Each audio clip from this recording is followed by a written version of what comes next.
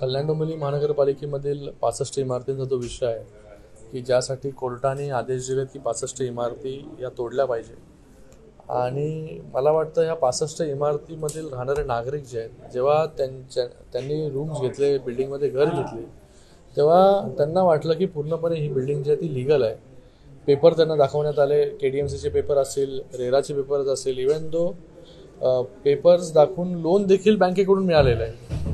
म्हणजे याच्यामधून साहजिकच लोकांना वाटणार की बाबा लिगल बिल्डिंग आहे, आम्ही लिगलमध्ये घरं घेतोय आणि त्यांचा कुठेही दोष नसताना देखील त्यांना आज मला वाटतं त्यांच्यावरती कारवाईची टांगती तलवार आहे.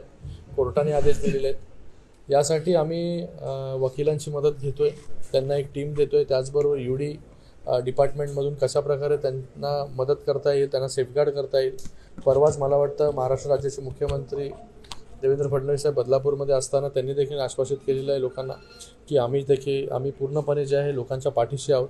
माननीय उपमुख्यमंत्री एकनाथजी शिंदे साहेब आहेत, त्यांनी देखील सांगितलेलं की याच्यामध्ये कुठली पॉलिसी करून यांना सेफगार्ड करता येईल का. तर माझं एवढं सांगणं आहे की बाबा पूर्णपणे या लोकांच्या पाठीशी आम्ही लोक आहोत. शासन देखील या लोकांच्या पाठीशी आहे. याच्यामध्ये जर कारवाई कोणावरती करायची असेल तर ती कारवाई जी आहे ती बिल्डर ज्यांनी फसवणूक केली अशा लोकांवरती जी आहे ती कारवाई झाली पाहिजे. तर आमची बाजू जी आहे या लोकांची बाजू कोर्टामध्ये पुन्हा कशाप्रकारे मांडता येईल आणि कशाप्रकारे यांना दिलासा देता येईल, रिलीफ देता येईल, याच्यासाठी आमचे प्रयत्न जे आहेत ते पूर्णपणे सुरू आहेत. बिल्डरवर कारवाई करण्यासाठी काही तपास यंत्रणांना आदेश आपल्याकडून गेले? बघा, ह्याच्यावरती आता शासनाच्या माध्यमाने मला वाटतं याच्यामध्ये कमिटी करून काहीतरी ठोस तोडगा हा कशाप्रकारे निघेल याच्यावरती पहिलं तर आता प्रायोरिटी हे आहे की बाबा या लोकांना बेघर होता कामा नये. या लोकांवरची जी टांगती तलवार आहे ती कशी हटेल. या लोकांना कशाप्रकारे ज्यांनी समजून घेतलं की बाबा मी लिगल घरामध्ये चाललो आहे, कोणी लोन घेतलं, कोणी मंगळसूत्र विकून घेतलं, कोणी दुसऱ्याकडून पैसे उसने घेऊन घेतलं, जमिनी विकल्या लोकांनी. तर मला वाटतं याच्यामध्ये लोकांना दोष जो आहे तो कुठेच नाही आहे, लोकांचा दोष कुठेच नाही आहे. तर अशा लोकांच्या मागे जे आहे पूर्णपणे आम्ही लोक उभे आहोत. आज हे सगळे लोक मला भेटण्यासाठी आलेले आहेत. मी शिंदे साहेबांशी देखील या विषयामध्ये बोललेलो आहे. याच्या अगोदर देखील असे प्रसंग कल्याण डोंबिवलीमध्ये आले होते, जिथे लोकांना आम्ही मदत केली, लोकांना सहकार्य केलं. कल्याण डोंबिवली महानगरपालिकेचा टॅक्सचा विषय असेल, 500 कोटीपेक्षा जास्त टॅक्स हा माफ केला आपण 27 गावांचा. 27 त्याचबरोबर क्लस्टरसारखी योजना ही देखील त्यासाठीच आणली की धोकादायक इमारती ज्या आहेत आणि त्याचबरोबर इलिगल इमारती ज्या आहेत यांना कसं प्रोटेक्शन देता येईल, त्याचं कसं रिडेव्हलपमेंट करता येईल, त्याच्यासाठी आपण क्लस्टर पॉलिसी आणली. नवीन UDCPR आणला. उल्हासनगरसाठी एका शहरासाठी जनरल UDCPR पुरत नव्हता, रिडेव्हलपमेंट होत नव्हती. मग उल्हासनगरसारख्या शहरासाठी वेगळा UDCPR बनवण्याचं काम, त्याच्यावरती 1 वर्ष अभ्यास केला आणि त्याच्यानंतर नवीन UDCPR बनवलं जेणेकरून उल्हासनगरच्या डिलॅप्टेड इमारती ज्या आहेत धोकादायक इमारती ह्या देखील रिडेव्हलपमेंटला जातील. तर असे अनेक निर्णय, BSVPC प्रकल्पामध्ये अडकलेली लोकांची घरं असतील ही देखील देण्याचा निर्णय जो आहे, तिथे देखील टॅक्स माफ करण्याचं काम, तिथे देखील लोकांचे पैसे माफ करण्याचं काम. त्याचबरोबर ह्याच्या अगोदर म्हाडाचा विषय झाला होता माझ्याच मतदारसंघामध्ये, त्यांना 2 इन्स्टॉलमेंट माफ करण्याचं काम हे देखील सरकारने केलेलंच आहे. तर सरकार सर्वोपरी लोकांच्या पाठीशी आहे. मी एवढं सगळ्या गोष्टी सांगण्याचा तात्पर्य एवढंच आहे की याच्या अगोदर देखील असेच प्रसंग आलेले आहेत. त्या प्रसंगामधून आम्ही वाट काढलेली आहे.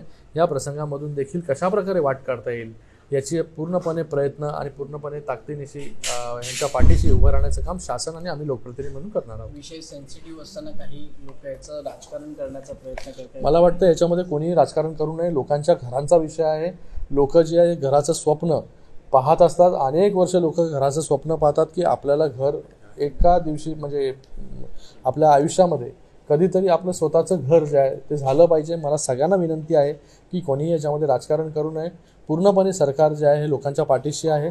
आम्ही लोकप्रतिनिधी लोकांच्या पाठीशी आहोत. याच्यामध्ये सगळ्यांनी मिळून एकत्र काम करण्याची गरज आहे जेणेकरून या सगळ्या लोकांना जो आहे तो आपण न्याय देऊ शकतो. दुसरी एक महत्त्वाची गोष्ट म्हणजे आज दिवसभरातली सर्वात मोठी बातमी म्हणजे एकनाथ शिंदे साहेबांना धमकीचे ईमेल्स आलेले आहेत पोलिसांकडे, गाडीने उडवण्याची धमकी देण्यात आलेली आहे. ही काही पहिल्यांदा धमकी आलेली नाही, याआधी देखील अशा धमक्या एकनाथ शिंदे साहेबांना आलेल्या आहेत. मला वाटतं याच्यावरती एन्क्वायरी जी आहे ही शासनाच्या मार्फत, सरकारच्या मार्फत, गृह विभागाच्या मार्फत जी आहे ती सुरू आहे आणि याच्या मागे कोण आहे ते लवकरात लवकर कळेल. दुसरी गोष्ट, दिल्लीत आज शपथविधी पार पडलेला आहे, बहुमताचं सरकार स्थापन झालेलं आहे, अनेक दिग्गज नेत्यांच्या उपस्थितीत तुम्ही देखील खासदार आहात, काय सांगाल? दिल्लीमध्ये खूप वर्षानंतर तिथे BJPचं सरकार आलं, मी त्यांचं अभिनंदन करतो खूप खूप. आणि महिला मुख्यमंत्री ज्या प्रकारे आपण लाडकी बहीण योजना इथे राबवतोय मुंबईमध्ये, महाराष्ट्रामध्ये, त्याचबरोबर बहिणींनी मोठ्या प्रमाणामध्ये मतदान देखील केलं. आणि आज दिल्लीचे धुरा जी आहे ती एका महिलेच्या हाती देण्याचं काम माननीय मोदीजींनी केलेलं आहे. मला वाटतं